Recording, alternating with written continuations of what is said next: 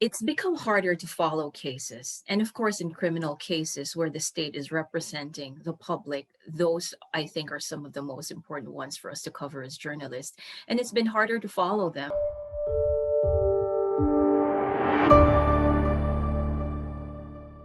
I'm Justin Silverman of the New England First Amendment Coalition. The following program is brought to you in part by the Society of Professional Journalists Foundation. The SPJ Foundation supports our First Amendment and Free Press program, where we bring journalists into the communities and online to discuss their work and the very important role they play in our democracy. Many thanks to the SPJ Foundation for its support. I'm here today with Tiffany Tan of the Bennington Banner in Vermont. Tiffany, thank you for joining us. Thank you. Tiffany, you've done some excellent reporting recently on the restrictions that we, members of the public, as well as members of the press, have to courthouses and the court system generally in Vermont. Many of these restrictions have been in place since March, when the COVID-19 pandemic began. Can you take us back to that time and tell us a bit more about these limitations that are in place and how they've evolved over the last several months? Sure.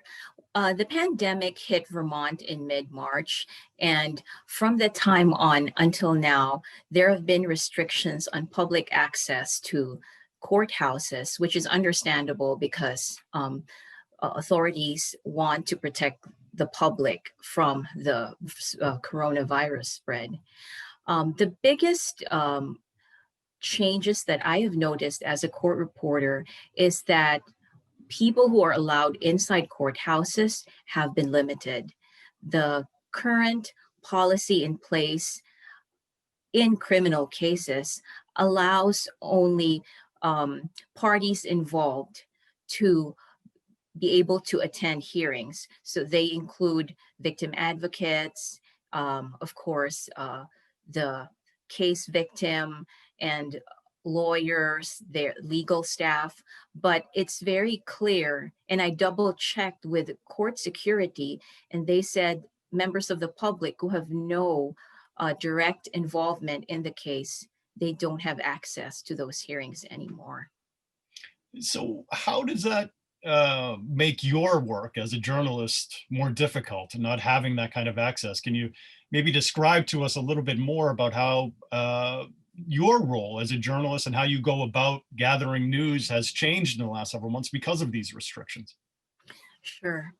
Um, After the pandemic started, a lot of the people who participate in hearings, those who are party in cases, like the lawyers, the defendants, the case victims, advocates, they've had remote access, meaning they can phone in or they can call in through an official platform that the court has. It's like they have their own Zoom platform.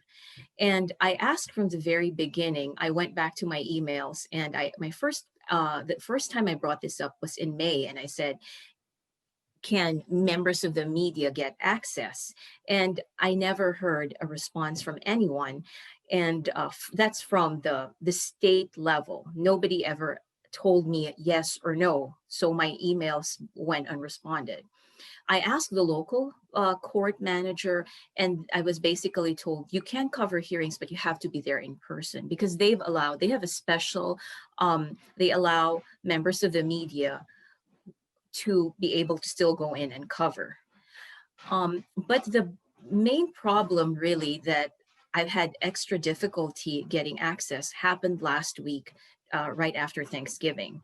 Because of the spike that we've seen in coronavirus cases throughout the country after Halloween, the court basically said during the upcoming holidays, Thanksgiving, Christmas, and New Year, the week following those holidays, the courthouses will basically be closed.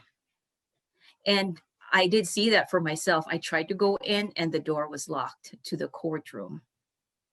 And that's when I began reaching out to various people, trying to figure out how can I continue to do my work during this time. I was told I couldn't access it remotely, yet I can't go inside the courthouses. So where does that leave me on behalf as a representative of the public? And that's when I felt like last week they came up with like a temporary policy, they allowed me access to that official platform. And I don't know how many other journalists have that access or how many other journalists have asked. Um, and so that's where we are. And they said that the public can also ask for access through a court representative. But I am looking for universal access, and that, as far as I know, isn't still in place where you pick up a phone or you click on a link and you're there. Right now, you have to go through various channels. And without that kind of access, what kind of stories are we not hearing about? What kind of reporting can't be done unless that type of universal access is provided? What will we be missing? It's become harder to follow cases. And of course, in criminal cases where the state is representing the public, those I think are some of the most important ones for us to cover as journalists. And it's been harder to follow them. We can't get inside the courthouse right now to check the terminals just to see how our cases are moving. And so I feel like we've been missing more. And of course, if we miss more, that means the people who depend on us for information also miss more. And I understand that when transparency is low, the public, their trust in the system also goes down. Yeah, 100%. We at NEFAC, ever since February, March, we've been really raising the banner high for more transparency, particularly when it comes to the court system and government operations related to COVID-19. It's during this time that transparency that you mentioned, that trust, that public trust, is so important.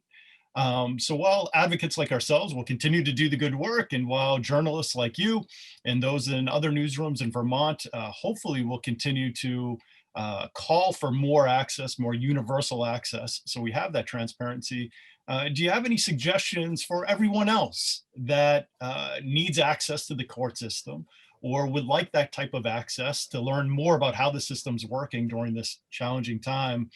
What can they do? Is there anyone in particular that they should speak to or any kind of action that they should take that might help the cause? The latest information that I have from the state court administrator is that they've assigned one person to be the point person for people who request access. So that's not just people from the media, but also the general public. And his name is Scott Griffith. And I plan to make this information public in upcoming stories so that people will know who to contact if they want access. And I think for members of the public, it is important to speak up. My feeling right now as a reporter, because I can't really find a lot of people or even journalists like myself who are complaining. So I feel like because of the pandemic, this health emergency we're in, I feel like the public is accepting that there are all these exceptions to the rule, to the normal process, and that they should just sit tight and wait. But I think it's important to speak up because I know that people in authority are looking and are seeing, well, how many people want access? Because they do report. The members of the legislature do ask. And in a meeting I attended earlier this week, they have mentioned how many or how few people have asked for access. So if they know that more people want it, I feel like they will see the urgency. That's great to hear. So at the very least, legislators are listening. They're hearing these concerns. We just need more people to stand up, raise their hand and say, hey, we need more access. This isn't something that we're going to accept. It's not something we're going to tolerate. This access needs to be provided, and we need to come up with a plan on how to provide it right now. So thank you. I think that's great advice. Since March, I feel like many of us have been, caught in this habit of accepting these changes and these restrictions to access as, this new normal. I hear that phrase all the time, but I think I can speak for both of us when I say it's not normal, shouldn't be normal, should never be normal. We shouldn't accept these types of restrictions as any kind of permanent measure. And we do need to speak up when these restrictions are in place to make sure we have the access we need. So Tiffany, thanks so much for taking the time to explain these issues to us. And Also, thank you for all the good work that you're doing at the Bennington Banner, reporting on these issues and making sure that we're all informed about the limitations to our access. Well, thank you very much for having me, Justin. Thank you for giving me the chance to speak about this, and also thank you for NEFAC's work.